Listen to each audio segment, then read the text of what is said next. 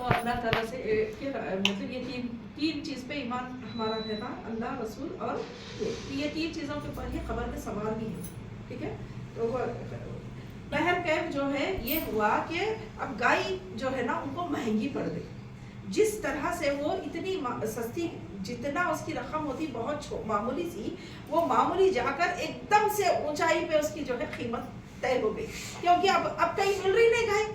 ان کے لیے اللہ اتنی مشکل کر دیا کہ وہ ڈھونڈ رہے، کیونکہ بہانے بازی اللہ سے کرتے، بہانے بازی اور حجت بازی اللہ سے کرتے، پھر اللہ جب آ جاتا اپنے پہ تو پھر اللہ تعالیٰ ایسے ہی معاملات، مشقتی معاملات ڈال دیا.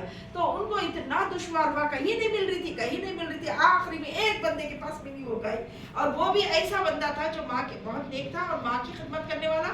تو وہ بولے میری ماں دودھ دیتی ہے اس کا کیسے، تو کیسے میں دے دوں؟ تو چلو تمہیں ایک شرط پہ دیتا ہوں، اگر تم کھال کی برابر مجھے سونا دے دو گے تو پھر میں تمہیں دے دوں. تو اس طرح سے ان کو قیمت بھی ادا کرنا پڑا. اب ذبح ہوئی گئی. ذبح ہونے کے بعد گوشت جو ہے لے کے، اس کا گوشت کا ایک لتڑا لے کر جو ہے نا میت پہ مارا گیا. میت کے جسم سے خون شروع ہو گیا، کیونکہ آپ لوگوں کو معلوم ہے میت جب قتل ہو جاتی، قتل ہونے کے بعد خون جم جاتا. اب کافی دن کی لاش ہو گئی تھی، کچھ دن گزر گئے تھے لاش میں، کیونکہ دوسروں کے گھر سے کے مقام پہ ملی تھی. تو یہ جیسے ہی گوشت مارے تو جہاں جہاں زخم تھا وہاں سے خون جاری شروع ہو گیا، تازہ ہو گیا. اور فوراً میت اٹھ کے بیٹھی اور بولی کہ میرے خاطر یہ لوگ ہیں، ان کے نام لی اور لے کر جو ہے نا ان کے پتے بھی بتا کے پھر اپنی حالت میں چلی گئی. سبحان اللہ. یہ معجزہ ہوا. سارے لوگ، ساری پوری قوم ٹھہری ہوئی ہے، سارے لوگ دیکھ کے حیران ہو گئے. اور اس سے اللہ تعالیٰ ایک اور بات کی بھی وضاحت کر دی ہے کہ اللہ جب چاہتا ہے تو اللہ تعالیٰ انسان کو زندہ بھی رکھتا ہے، پھر موت میں ڈالتا ہے، پھر موت کے بعد وہ خود دوبارہ بھی زندہ کرے گا. یہ بات بھی یہاں پہ واضح ہو گئی کہ اللہ چاہا تو وہ دوبارہ زندہ ہو سکتا ہے.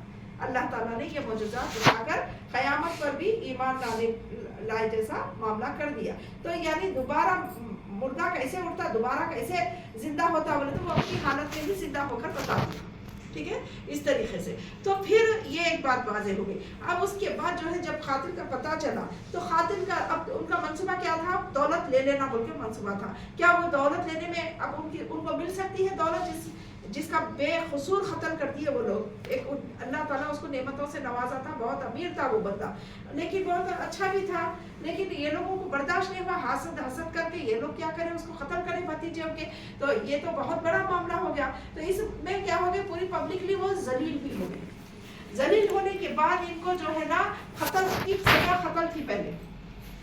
آج بھی جو ہے مسلم ممالک میں قتل کی سزا قتل ہے، لیکن یہاں پہ قتل کا سزا قتل تھی پہلے سے. تو لہٰذا وہ قتل بھی ہو گئے. اب نہ ان کو مال ملا، نہ تو کوئی عیش و آرام ملا، جس مال کا جو مزہ لینا چاہ رہے تھے، عیش و آرام لینا چاہ رہے تھے، نہ تو مال ملا نہ تو عیش و آرام ملا. تو اللہ تعالیٰ ایسے معاملے کر دیتا ہے، جب اللہ کی نافرمانی کی جاتی ہے تو اللہ تعالیٰ ان کا کبھی ساتھ نہیں دیتا. ان کو وہ جو ہے اگر چند دن جی بھی لیتے، آج بھی لوگ قتل کر کے جو ہے پیسے وصول کر لیتے ہیں، یعنی اس کی جائیداد چھین لیتے ہیں یا کچھ بھی نظر خراب کرتے ہیں بیوی پہ، اس کے بہرحال جو بھی کرتے ہیں نا، تو وہ کبھی زیادہ دن خوش نہیں رہ سکتے. وہ لوگ، ان کی مستی، ان کی مزے جو ہے زیادہ دن نہیں چل سکتے، ان کی عیاشی زیادہ دن نہیں چل سکتی، ان کی عیش و آرام زیادہ دن نہیں چل سکتا، کیونکہ وہ کسی کے گھرانے کو پوری طور سے برباد کرنے کی کوشش کرتے، اللہ ان کو برباد کر دیتا.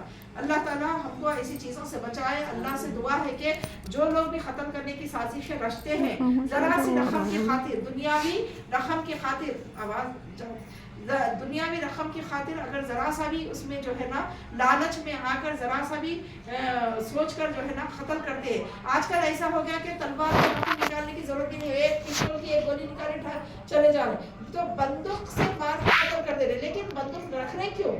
آپ اپنی حفاظت کے لیے رکھیے، دوسروں کے قتل کے لیے کیوں بندوق آپ اپنے پاس؟ تو دوسروں کا قتل تو مت کریے نا. اور لوگوں کو دھمکی دے دیتے، اگر تم پیسہ اتنا نہیں لا کے دیا تو تیرے کو قتل کر دیں گے.